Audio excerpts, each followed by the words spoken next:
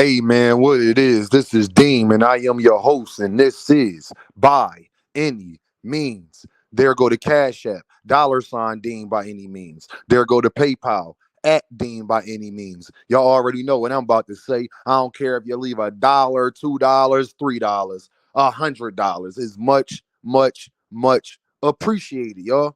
Thank you, everybody that be showing support. Y'all know who y'all are, and y'all know how thankful I am. Hey, y'all, we get Bud back, y'all. Oh man, a man back out, man, and I'm happy to see. This was something I was worried about, but I'm happy that Bud Crawford is back. I'm happy that he's probably going to get a fight before his birthday, and he's coming here to dominate and show that his level's to boxing. See, you could not like all of the things that Bud Crawford does outside of the ring. I'm one of them that don't. But one thing I love about that man is inside of the ring, he's untouchable. Inside of that ring, he's one of the best welterweights that we have ever seen ever. Terence Crawford is one of the best fighters we have ever seen. Period. Like him, love him, I don't care. Dislike him, it doesn't matter. But the man boxing skills is unmatched.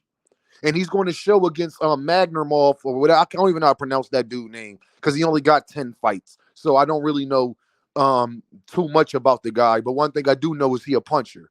And he got all knockouts. I do know that. But at the end of the day, Bud is going to show you why you should never put somebody with 10, 11 fights in a ring with him. It's too much of a disadvantage. Bud Crawford is too good of a fighter, and he's coming to dominate. And I think he's going to come and dominate the 154 division very quickly, I might add. Especially if he get off this pride and be willing to do business with the PBC, even if he's not signed to him directly. At least be willing to understand that you're not signed to him directly and make sure that you get that you just negotiating in good faith. That's all we ask of Bud Crawford because we just want him to receive what he say that he wants. I would love for Bud to be undisputed at 154 and retire.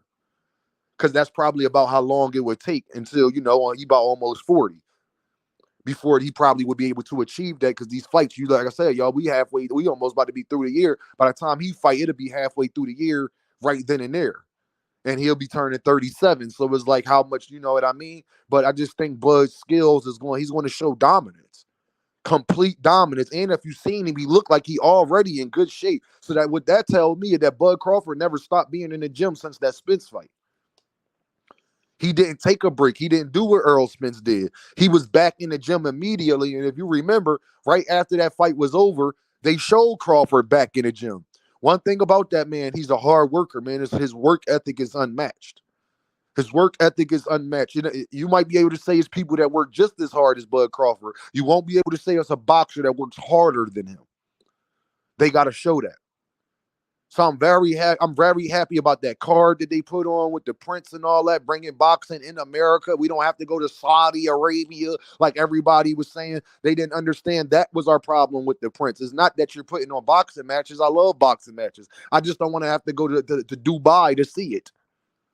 That's all. And guess who understands that? The Sheik, he understood that. He understands that. He was willing to go. Like I told y'all, if he wanted to do business with Al Heyman, he don't need y'all to tell him to do that. He'll call him up directly. He don't need Eddie Hearn or Bob or nobody else to tell him who to call. Pretty sure he know how to get in touch with Al Heyman, and that's what he did. And I'm pretty sure that he sweetened the pot for Al Heyman to lend out his fighters. You dig what I'm saying? So it's already proven that Al's willing to do business. If the bread is right, like I said, man, if the money right, the fight right. If the bread right, the fight right. But Terence Crawford is just a generational talent, man. I really don't see nothing the guy can do with him because at the end of the day, from the little bit of highlights I have saw from the guy, he's a load up on his shots. He kind of a volume puncher too sometimes, but he likes to load up on his shots. And just Bud is just too good of a counter puncher for all of that. Bud is too good of a counter puncher for all of that. Bud offense is his defense. Is that he makes you question even throwing what you're going to throw because something is coming back with dead accuracy. Bud footwork is unmatched. Bud is bouncy. He don't stand in one spot and just and bang it out with you like a Canelo Alvarez is going to do. I truly believe that Bud Crawford will be stronger at 154. I truly believe that his power is going to carry up. He might not be as strong, because the guys up there are bigger guys than him naturally. But I think that is, as far as a question of his power, and if that part going to translate, I truly believe it will. I truly believe it will. Bud is just a different type specimen. Bud is just a different type animal, y'all, when it comes to this boxing thing. And he talks the talk and he walks the walk. And you got to give that man his credit when it comes to that. I truly believe that Terence Crawford will beat Jermell Charlo. I think he beats Xander Zayas. I think he beats all them other guys, Fundora and Tim Zoo. I'm sorry, y'all. I don't even think it'd be close, neither. I don't even think it'd be close. Even at 37, I don't think it would be close. I don't think it's nothing, because you see how dominant Beterbiev still is. And Beterbiev's 2.5 years older than Bud Crawford. And look at him still being dominant, because when you treat your body right and you do the things you're supposed to do, it works out for you. When you actually dedicated to your craft the way Beterbiev and Bud Crawford is and LeBron James is, your age don't catch up with you as quickly as it does for other people. And that's just something that you just got to respect about Bud Crawford. So I can't wait to see him in the ring again. I don't think the fight going to last that long either. I think we're going to see similar to what we saw with Earl Spence Jr. And I don't know what this guy did besides, I mean, he got a belt, so I guess, but like, I don't know what this guy actually did to get Crawford. But I guess Crawford trying to get an easy belt real quick and then continue on his journey. And I can't be mad at him either way. I ain't mad at him either way, my guy. Get your bread, do what you got to do, set yourself up for greatness. It's all because I'm a Crawford fan. I don't like a lot of things that he does outside of the ring. I don't like he has an inflated ego of who he is in this boxing space as far as when it comes to the money.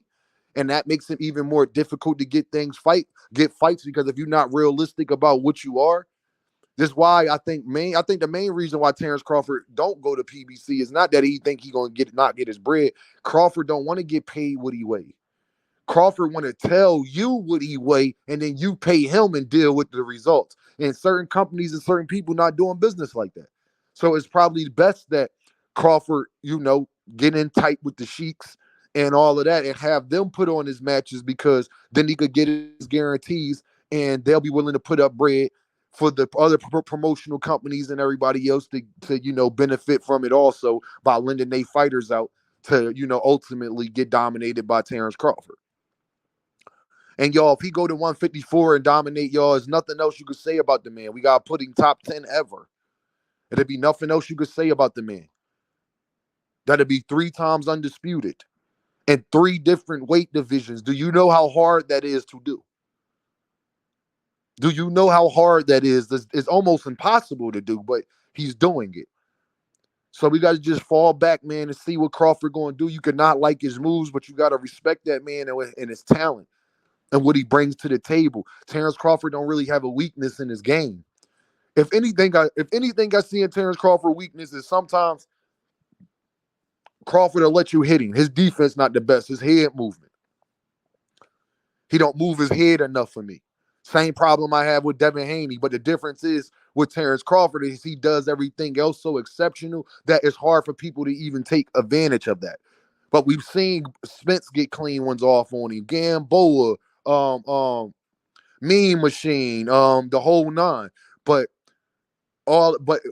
understand this: when you punching, you get that clean one off, he's throwing something back, and Bud is probably the best in boxing at hitting you in between shots. Him and Gervontadavis. They're probably the best in boxing at hitting you in between shots. So while you're throwing, he's throwing. Ryan Garcia is actually very good at doing this also. And it's a skill. It's something that you really can't teach. It's an instinct of, I feel something coming, let me throw something back. Some fighters are more reactionary than others. Shakur Stevenson is not going to do that. Shakur Stevenson just going to get out the way and then set you up. He's not trying to keep exchanging with you. Bud Crawford, hope you continue to exchange with him, because every time we've seen somebody exchange with Bud Crawford, they wind up getting knocked out. Because his punch placement is too good. His counter punching is too good. He knows when to move at the right time to get you where he want to get you. I forgot the guy, what's his name? I always get the bull name messed up, man. The guy he fought on Black Prom. When he knocked him out with that uppercut and that hook, man, that was beautiful because the guy was trying to fight in between shots and it just didn't work. And now you're playing in his field. I do think Tim Tszyu beat him. I do think I do think he beats Tim Tszyu clearly. I think he beats Fundora clearly. I think he beats Spence again clearly. I think he beats Xander Zayas. I think Xander Zayas is his best match. But I think he beat Jermell Charlo clearly. I see nothing stopping Crawford from becoming undisputed at 154. That's why I want him to put all this BS to the side and get the fights done because you don't have nothing in your way from stopping you from doing this. He's not going to fight Boots, y'all. So all this boot stuff, I doubt that happens. I'll be very surprised. And if it do happen, I know it's going to happen at 154. So y'all know what this is, man. Deem by any means. And I'll holler at y'all.